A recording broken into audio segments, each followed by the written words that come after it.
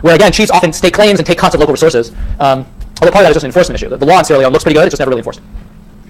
Okay, there were these nation-building decisions to basically weaken traditional authorities in rural areas and strengthen the center. And part of that, this push towards strengthening the center, results in the fact that government is very important in Botswana. There's a lot of revenue collected from the mining sector and other sectors, a lot of redistributed programs, huge investment in education, health, and infrastructure. So government expenditure constitutes a huge share of GDP. So I'm pointing this out in part because there are camps of people in the sort of international policy debate that like to point to Botswana, and they focus on the orthodox macro policies, the pro-property rights protection, all those things that are very true, and they kind of hold Botswana up as an example of how an unfettered free market in sub-Saharan Africa will inevitably lead to prosperity. This is an incredibly interventionist state in Botswana. They respected private property rights, but they intervened in so many other ways in the state, raised tremendous amounts of revenue, and were deeply involved in all the negotiations over mineral rights, etc. So this isn't, the kind of caricature of an economy where the state is sort of standing in the background. There was very active policy movement by the state. At the same time, that there was encouragement of foreign investment and property rights protection. So there's not any necessary contradiction between those policies, although there is a little bit of sort of left-right distinction on some of these, so we tend to think these things get grouped together. Like if you're pro-investment and pro-private property rights, you don't want the state to have a role in the economy, but it didn't work out that way in Botswana. So I think it's worth pointing out that the case is much more complex than people caricature it to be sometimes. Yeah.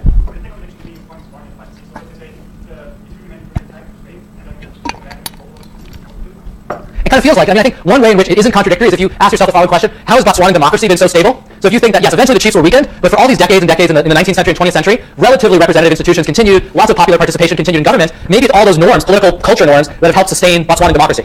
So there could be like meta, think of these like meta institutions about respect for democratic processes, respect for the involvement of the population in government, where there was a lot of continuity, even if the chiefs eventually got kind of pushed out. So I think that would be one way to reconcile it, but that's my interpretation. I mean, there certainly is a little bit of a contradiction. Say, the fact that these traditional rulers were still around is so important, and they get pushed aside. So, yeah. What are the pro-agricultural policies and the emphasis on extraction for manufacturing in Botswana compared to others? Yeah, so the sector that's powered the economy has been the mining sector, and one of the real complaints or sort of critiques of the Botswana policies, there wasn't very much manufacturing, there wasn't very much value added, say in diamonds or other minerals locally. There was extraction until recently. So it wasn't like Botswana became a massive manufacturer, or they were producing electronics or textiles or something to any large degree. Now, the one thing that has changed is recently there's been much more emphasis within Botswana to have more of the processing of diamonds, say, done in Botswana. And there's a lot of value added there, and you can see those as basic manufacturing jobs. There's sort of extraction from the mine, and then there's all the processing, and that's more high skilled. So there's actually been some like Indian investment in Botswana. India has a tremendous industry in diamond processing. There's been some Indian investment in Botswana and big push locally to have more of this. What you can see as manufacturing recently, but it's very recent. Yeah. So it seems that you're very much also very much close to government, but then you promote that as a good thing, but then when we talk about people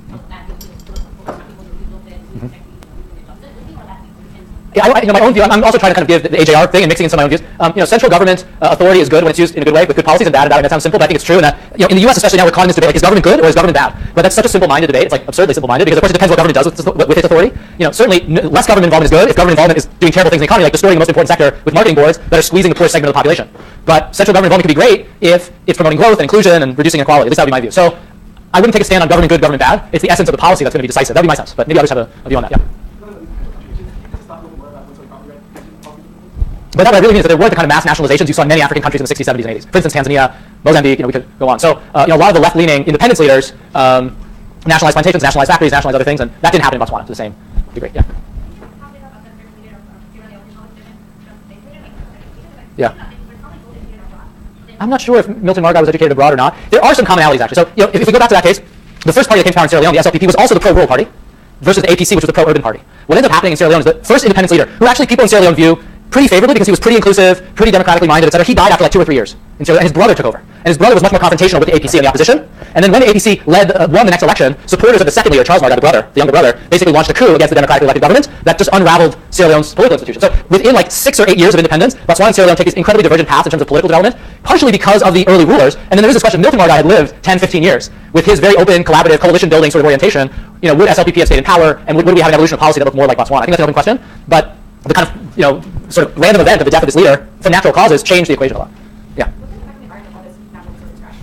I don't know enough about environmental issues in Botswana per se. I mean, it's a generally huge issue in sub-Saharan Africa that a lot of mining leads to local pollution. The mining here, a lot of it is very large-scale industrial mining, super capital-intensive, like mining way underground, where you might have different environmental implications than a lot of the like artisanal surface mining. But I don't know for sure how bad it's been. But it is the issue that as mining expands, there is a lot of local pollution. Actually, I was just at a conference a couple months ago where they're actually documenting. There's a trade association for mining in Africa that actually has the location of all mines, and they find all these within like 10 kilometers of mines in sub-Saharan Africa. You see all these really adverse health consequences for kids, presumably because of all the pollution. But so I think that's an area where there's still a lot of work to be done. Right? How does the legal structure in Botswana differ from Sierra Leone? Because I know Sierra Leone has the dual legal structure, the customary law, and the legal system. So when the president took away the power of the chiefs, how does the rural population access? Yeah. So my understanding is these things are very closely related in the sense that a big part of what sort of the embodiment of customary law is local chiefly power. And in Botswana or in Tanzania, when chiefs are either abolished or stripped of their powers, that distinction between customary law and sort of modern law in the cities or however you want to call it, the economy really breaks down. Yeah. I just want to go back to Robert Company. Yeah. Yeah.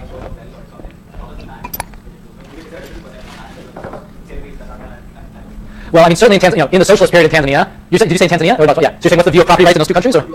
Yeah, I mean, land, in the socialist period in Tanzania, like the peak of the socialist period in the early mid-70s, there was forced government relocation of population to areas they wanted people to live in, and forced sort of redistribution of land and other things, which did not occur in Botswana. So that's sort of the property rights point, that there hasn't been either mass nationalization, mass expropriation of land, other things. The one group that's sort of left outside the picture, and where human rights groups have very legitimate concerns about Botswana, is there's a small group of people called San people or Khoisan people who speak a Click language and are effectively the indigenous inhabitants of this area before they were Bantu-speaking Africans like Botswana. And they're very much sort of left out of the picture in the sense that their traditional land claims in the Kalahari Desert and surrounding areas are often not respected by the government of Botswana. So even though Botswana tends to be seen as being quite ethnically homogeneous, and they are, most people speak Tswana, etc., and actually some San people effectively assimilate into becoming Tswana. There are low barriers to do that. If you try to maintain a separate San ethnic identity, you're kind of not part of the picture politically.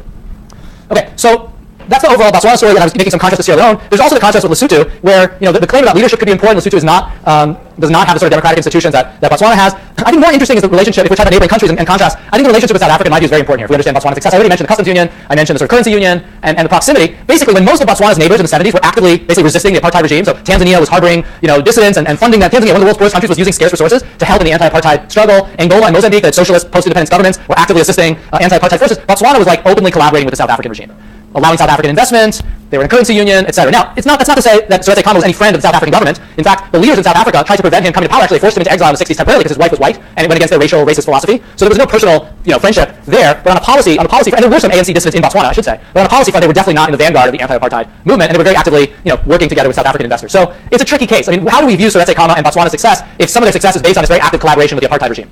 What are people's thoughts on that? Yeah, John.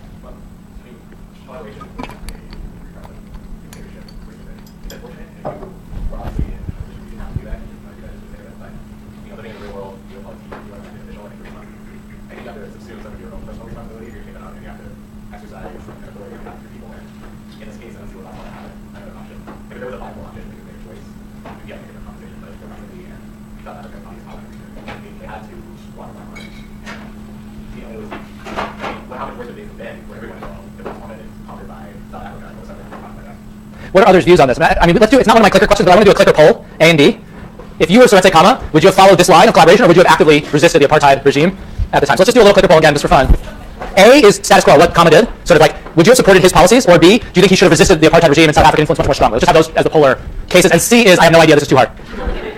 I see some C's coming up here. I'm not going to tell you my vote. You can probably guess. Okay, anybody still clicking in?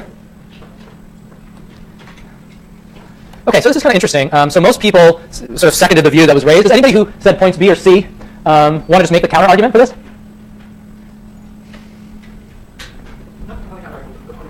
Yeah.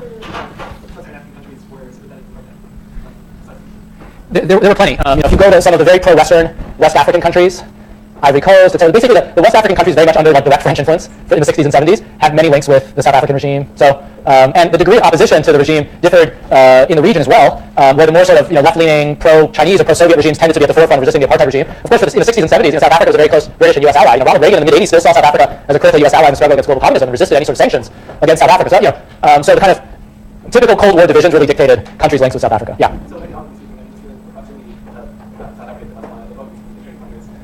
Yeah. Yeah. Yeah. Anybody? Yeah. Here.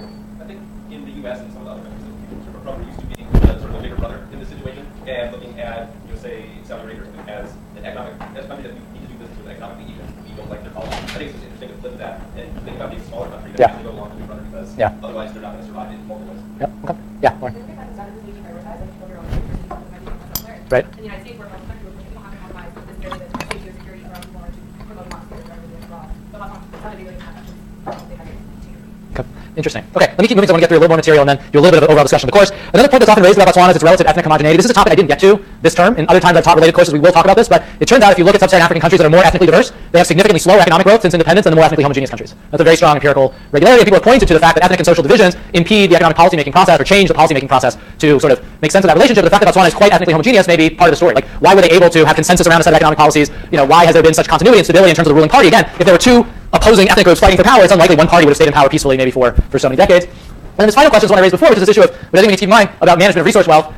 Again, maybe that was the essence of their success, is just their ability to manage resource wealth, but we can't understand that in isolation. That's a result of their democratic institutions and policymaking, so all these other things. Okay, any other factors you can think of based on the course or based on the readings in AJR that could be important factors, setting Botswana apart and giving them spectacular economic growth for so many decades? Yeah. So I have read this book about Foreign East Africa that says, and I thought she was very, very. Which book is it? I think Foreign East Africa. Debbie Samoyo's book? Yeah. She said that what after the ET and to stand, we are good regime. Yeah. And We could all use a good dictator. Yeah. Maybe, not very fast, Yeah. maybe a good dictator not to happen. That's her point, Maybe yeah. too much, let's hear what you have to say. It's too hard. It's too hard to do that.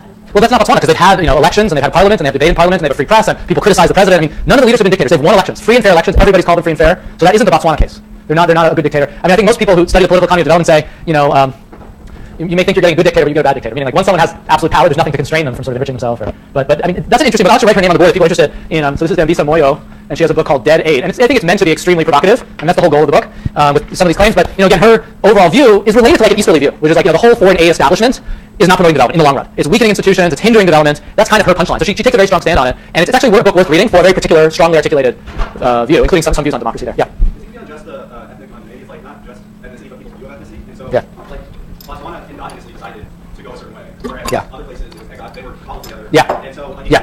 even though you have one lost population, within that, Yeah. they themselves separate. Yeah, and that's a very good point. I think that's where I think some of these historical arguments are so interesting in the sense that facing these external threats, for decades and decades, is where people say that that was like the crucible within which modern Tswana identity was forged. Like, we have to fight these Zulus, and they're going to conquer us. And yes, at that time, actually, the Tswana saw themselves as members of different tribes, and those divisions continue to this day as basically what are called sub-tribe or clan divisions within the Tswana, but they're seen as less important. And that's an endogenous process. That is the product of Botswana's history. So it's a great point that ethnic homogeneity isn't some random thing. It's the product of history. And if you had an external threat or you had a centralizing authority, you're going to tend to have more homogeneity. So that's a great point. That's a great point.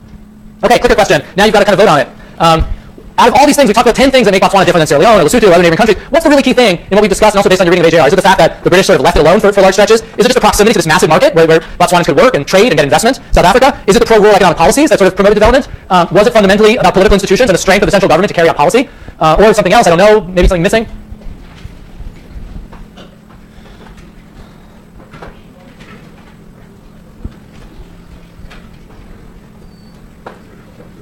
Okay.